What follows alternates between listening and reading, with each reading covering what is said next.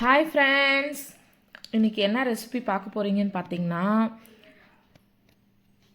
ஹெல்த்தியான ராகி கொழுக்கட்டை எப்படி செய்யுதுன்னு தான் பார்க்க போகிறீங்க. வாங்க வீடியோக்குள்ளே போய் எப்படி செய்யுதுன்னு பார்க்கலாம் வாங்க.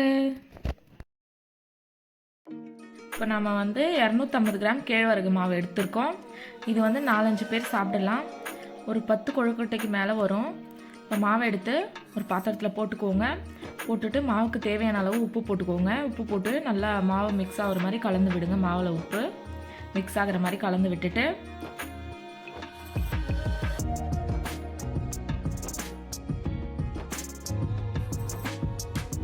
இப்போ நெய் ஒரு 1.5 டேபிள் ஸ்பூன் நெய் விட்டுக்கோங்க. விட்டுட்டு நல்லா மாவில் நெய் மிக்ஸ் ஆகிற மாதிரி கலந்து விடுங்க.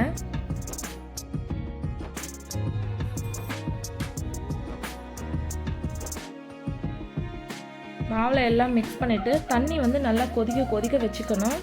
வச்சுட்டு அந்த கொதிக்கிற தண்ணியை கொஞ்சம் கொஞ்சமாக விட்டு பிசைஞ்சு எடுத்துக்கோங்க.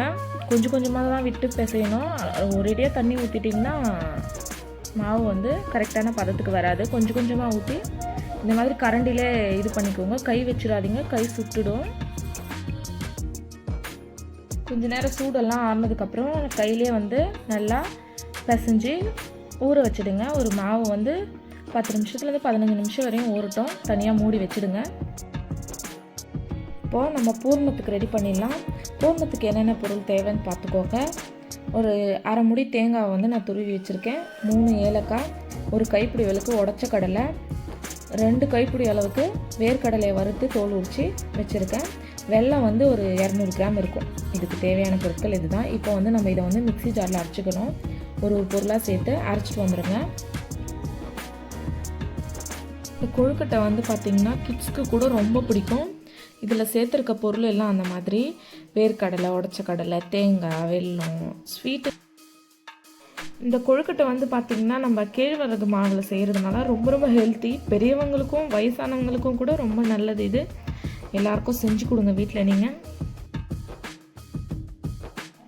இந்த மாதிரி கொரப்பாக தான் நீங்கள் அரைச்சிக்கணும். நைஸாக அரைச்சிட்டிங்கன்னா நல்லா இருக்காது. இந்த மாதிரி மீடியமாக கொரப்பாக அரைச்சிக்கோங்க. அரைச்ச பூரணத்தை நம்ம ஒரு பேனில் 1 டேபிள் ஸ்பூன் நெய் ஊற்றி அந்த பூரணத்தை இதில் போட்டு வதக்கி விட்டுட்டே இருங்க.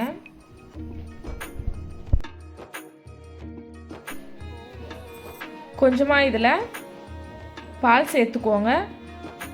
பால் சேர்த்ததும் கொஞ்ச நேரம் இந்த பால்லே ஒரு 2 நிமிஷம் வேக விடுங்க.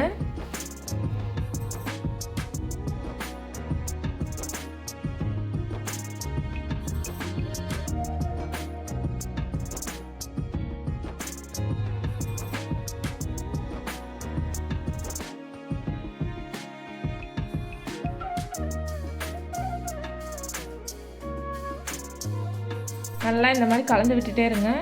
கொஞ்சம் திக்காகணும். திக்கானதுக்கப்புறம் ஸ்டவ் ஆஃப் பண்ணி ஆற விட்டுருங்க. நல்லா ஆறினதுக்கப்புறம் நம்ம கொழுக்கட்டை சுடலாம். இப்போ ஒரு இட்லி பாத்திரத்தில் தண்ணி ஊற்றி இட்லி பிளேட்டுக்கெல்லாம் நெய் தடவி வச்சுடுங்க ரெடியாக. நம்ம பிசைஞ்ச மாவு எடுத்து ஒரு ஆயில் கவரில் வச்சு தண்ணி தொட்டு நல்லா இந்த மாதிரி தட்டிக்கோங்க. தட்டிட்டு நம்ம ரெடி பண்ண பூர்ணத்தை நடுவில் வச்சு இந்த மாதிரி மடிச்சிட்டிங்கன்னா அழகாக வந்துடும்.